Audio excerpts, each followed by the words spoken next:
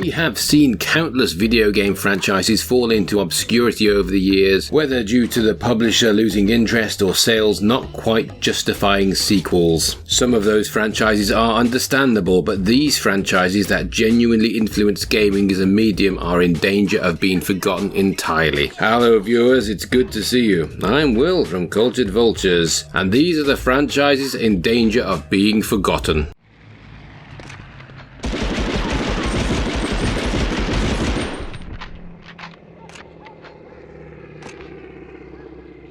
Few games have fallen out of the mainstream quite as hard as Medal of Honor has. The original game's release on the PS1 was considered to be a landmark in FPS gaming, adding a cinematic and almost educational dynamic to the genre. That cinematic edge was to be expected, of course, considering the whole series was the brainchild of Saving Private Ryan director Steven Spielberg. You might have heard of him, you know, the boom blocks guy. While Medal of Honor was far from the visionary's first dip into the world of gaming, Medal of Honor was undoubtedly his biggest video game success story. I mean, he got to actually make MOH, which turned into a long-running franchise. It's more than you can say about LMNO.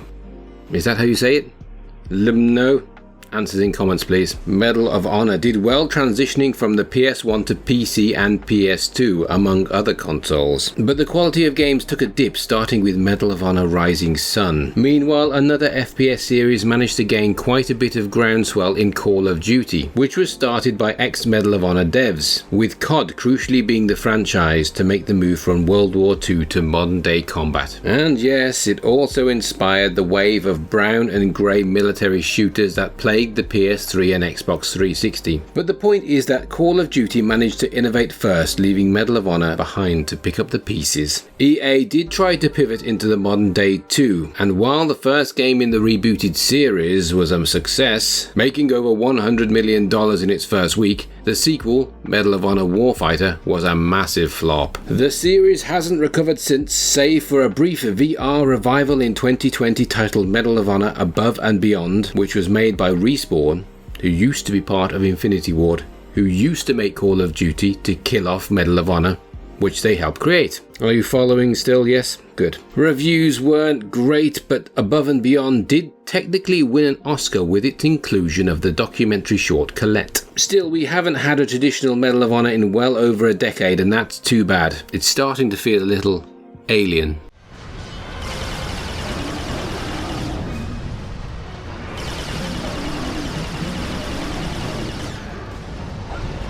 Becoming a fan of the PlayStation during the late PS2 and PS3 era must have been heartbreaking, because you've had to watch the Sony franchises you probably loved essentially be abandoned by Sony. We're talking about MotorStorm, Jak and Daxter, Killzone, and probably countless others. But there's one series that has been sorely missed and the others: Resistance. Developed by Insomniac in between Ratchet & Clank games and way before they exploded with their take on Spider-Man, Resistance told a unique alien invasion story that saw humanity trying to deal with the oppressive might of an alien onslaught in an alternate history version of the 1950s. Instead of the world wars, the Resistance world sees the Chimera aliens landing in Russia and spreading forth across Europe, with the first game set in the UK. While the first game is perhaps notable for causing controversy with the Church of England, thanks to a level set in Manchester Cathedral, all three mainline games in the Resistance series were considered to be fantastic shooters and deserve to be part of any PS3 owner's collection. Admittedly, the story did offer a proper conclusion in Resistance 3, so it's understandable why there hasn't been a new game in the series for a decade, along with Insomniac's massively increased schedule. But there's enough room in the world of Resistance for spin-off, prequel stories, and more. The last game that we got was the pretty not good Burning Skies exclusively for Vita. What is saddest of all is that Astrobot, a game designed to celebrate the PlayStation brand as a whole, didn't include any reference to Resistance. Come on now guys, not even a Chimera bot to rescue? You're drivering me nuts!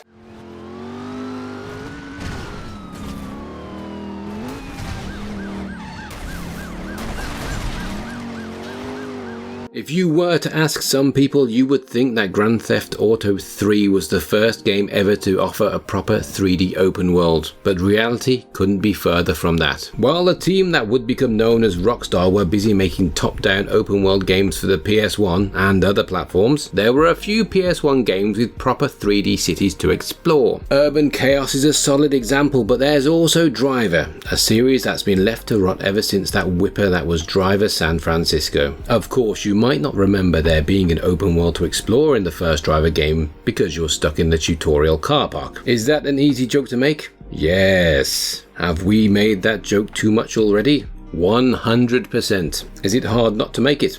Not as hard as doing the slalom. Am I right, gang? I'm here all week, try the fish. The Driver series may not have had the most consistent run of form during its lifespan, with Driver 3 or Drift 3er if you're feeling freaky, and Driver Parallel Lines not quite living up to the same standard as the first two games in the series. Combine that with the runaway success of GTA 3 onward, and it's not hard to see why the Driver series hasn't emerged from the garage for over a decade. Garage or garage? Let's start a class war in the comments down below. Still, Driver San Francisco proved there is life in the series if it was willing to embrace novel mechanics and a more silly B-movie style tone. The fact that San Francisco has since been delisted and remains the last Driver game ever to be made is a crime on 2 counts. But Ubisoft funneling millions into Skull and Bones instead of a new Driver game is basically strike 3. They even tried to make it into a TV show but somehow messed that up too. How hard are cars, guys? Cars! Cars and men driving them cars. How many times Crisis do we have to teach you guys this lesson?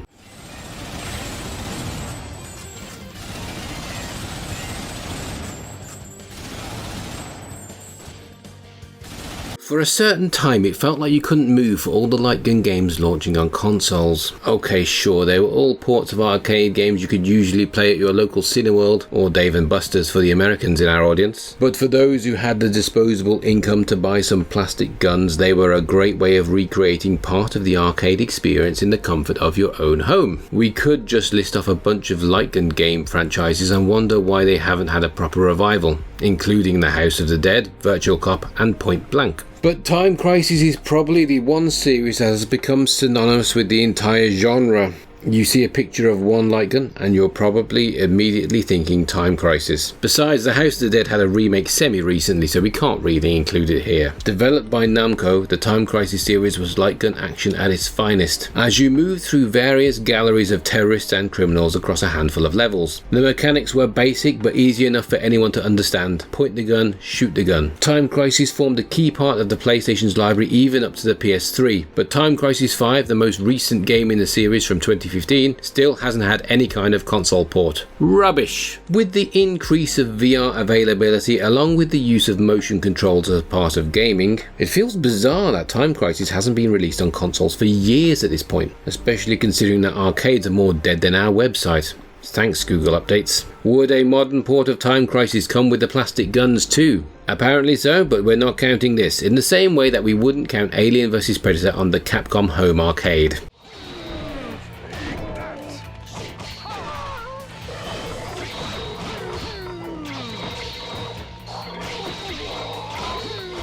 Usually it's Capcom who are leaving their fighting game franchises in the past, with Power Stone, Rival Schools and Darkstalkers all waiting for a dedicated follow-up for at least 2 decades at this point. But at least Capcom has been reviving their older fighting games pretty regularly with HD collections and the like. The same can't be said for 18, who haven't released a new Bloody Roar game in about 20 years. This injustice can surely stand no longer, and while Bloody Roar was far from the most technically proficient fighting game franchise ever made, there was plenty of button mashing fun to be had, especially with the wild character concepts that haven't been explored in fighting games except outside of Mortal Kombat animality finishers. Originally known as Beastazoria in North America. Hello, Jimmy here. Yeah, I would ask him to retake that, but just because he got it so wrong. I don't know what a Beastazoria is. He meant Beasterizer. So clearly his kangaroo donkey brains animorphing was taken over there. So yeah, he's got the Bloody Roar as well. I'll pass you back to him now to talk about Beastazauria. Which is the most metal name for a game ever. Bloody Roar follows a cast of zoanthropes, a group of people who have the ability to transform into half-human, half-animal hybrids. A power that apparently also makes you sick at doing martial arts. They do say that the brightest flame burns quickest, and the Bloody Roar series burned pretty quickly, as Eighting managed to release 5 different games in the series between 1997 and 2003, but for whatever reason the game has not returned since. Is that partly due to the negative reception for Bloody Roar 4? More than likely, but the 2013 version of Killer Instinct proved that retro fighting game revivals can produce magic. Get someone to make a new version of this, it'll be a bit of fun, won't it? Like stealing candy from a baby. I actually once stole some fruit pastels from an infant. Anyway, on to the next entry.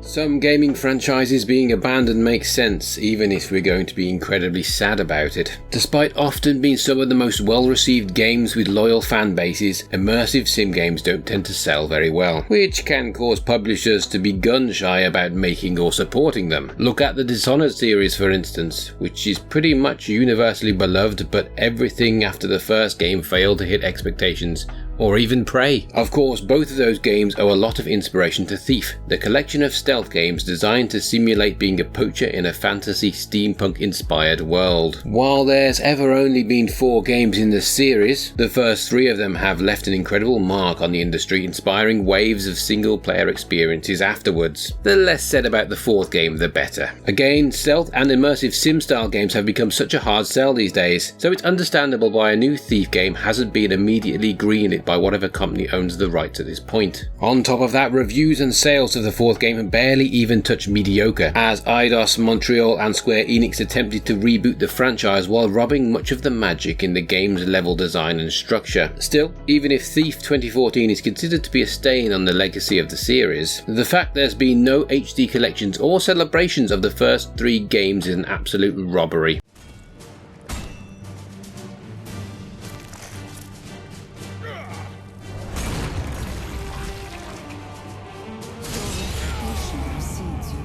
If the DNA of Thief is still being felt in games to this day, then Ultima is arguably the Genghis Khan of RPGs. No matter how far you go, you'll be able to find some kind of relation or influence to the Ultima games, whose legacy dates back nearly 50 years at this point. Starting out with a Calabeth World of Doom, the spiritual successor to the Ultima series, back in 1979. The Ultima series sprung forth in 1981 and appeared on pretty much every retro platform under the sun at the time. The series would extend all the way up until Ultima 9 in 1999, also including the 2-parter that was Ultima 7. Then there's been spin-off series like World of Ultima, Ultima Underworld, Runes of Virtue, Ultima Online, Ultima Forever, and Ultima Forever Quest for the Avatar. For a series that was so prolific as the Ultima series, the fact that it's now dead and buried is kind of sad. Sure, Paul Neurath, designer on the original Ultima, successfully launched a Kickstarter to bring back the series in 2018 with Underworld Ascendant, as EA refused to give permission to actually use the Ultima name as part of the deal. Truthfully, that was probably for the benefit of the Ultima name and legacy, as Underworld Ascendant received some of the worst reviews on Metacritic. Admittedly, we have no idea what a new version of the Ultima series would look like. As the RPG space has become so crowded these days, it's possible there might not be enough room for a legacy series like Ultima in this day and age. So long as any new Ultima game isn't turned into another bloody Souls-like, we're fine with it. Ooh, I've got a stamina bar, grow up.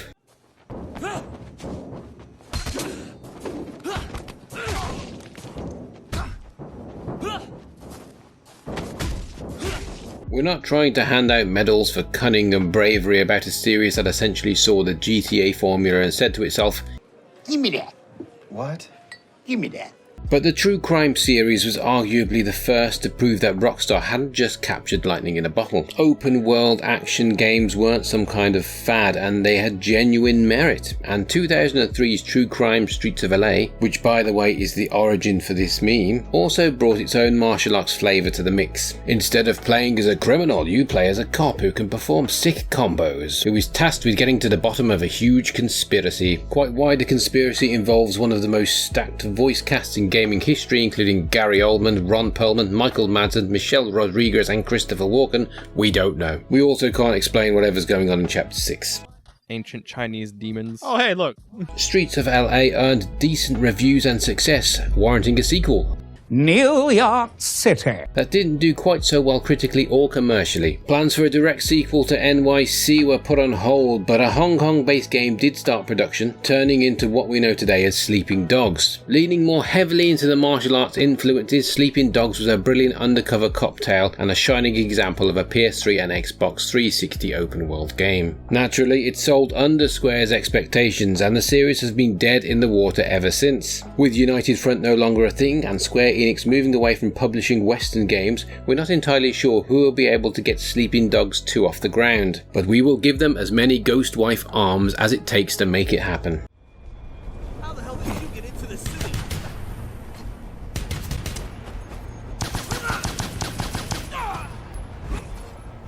We spoke earlier about Capcom's neglected fighting games, but it's not just fighting games they've forgotten about. We could and have made a list on the More Dead Than Lost Planet website of ours about the various Capcom franchises that could do with a revival. And while most would say Dino Crisis or Onimusha, there's something to be said about re-exploring Bionic Commando. A series of games about dudes with the sickest go-go gadget arm that you've ever seen, Bionic Commando helped to redefine 2D platforming by taking away the ability to jump and replacing it with a grappling hook, giving players more verticality while playing. Despite only releasing a handful of games in between 1987 and 2011, the legacy that the series has left behind is massive. Granted, the two pillars of that legacy these days happen to be the arm in the 2009 3D reboot happened to be the main character's wife or something, and B, said main character, named Spencer, had become a core part of the Marvel vs. Capcom roster ever since. Granted, that's only 2 proper games, but he's been in them both, that's all we're saying. If nothing else, Bionic Commando deserves an opportunity to live again, just to be the series' one last chance to forget about Spencer being shoulder deep inside his wife. He should be shoulder deep in liquid instead.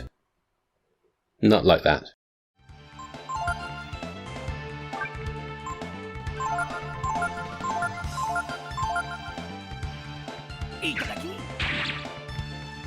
When you think of Capcom, your first thought probably isn't turn-based RPGs. Any RPGs they do make, such as Dragon's Dogma or Monster Hunter, are all about the action, with Capcom leaving turn-based stuff to other Japanese developers. However, Capcom has had their fun with turn-based RPGs with the Breath of Fire series. With the first game originally releasing in 1993 on the SNES, Capcom would release 5 total games in the series until 2002 with Breath of Fire 5, Dragon Quarter on the PS2. At the time, Capcom would remark that Breath of Fire was their most successful RPG franchise, though that was obviously before the release of Dragon's Dogma and the rampant success of the Monster Hunter series. It's clear now why Capcom has chosen never to go back to the turn-based RPG well, considering that their action RPG franchises are selling way more than the Breath of Fire series ever did. However, that doesn't do much to explain why Breath of Fire lay dormant from the release of Dragon Quarter in 2002 all the way up to Breath of Fire 6 in 2016, now a defunct online RPG that encouraged people to join together and complete missions across PC and mobile. The game never made it out of Japan and the response was pretty awful, and the whole thing would be shut down in about 18 months. We haven't really heard anything from the Breath of Fire series since, aside from a themed event in Tekken. What even is Tekken? Tekken for tap dancers? Make a brand new Breath of Fire that's a proper 6th sequel and we'll forget all of this ever happened. And that's our list. Are there any franchises that you feel are in danger of being forgotten? I'm a big point and click fan, so pretty much every franchise is in danger of being forgotten in that case. But at least we're getting a brand new Broken Sword, and not the other year we had a brand new Monkey Island, so things are looking pretty good. If you enjoyed this video, then like and subscribe. It means the world to us. We would very much appreciate it. Have a very good day. Thank you very much, and I'll see you soon.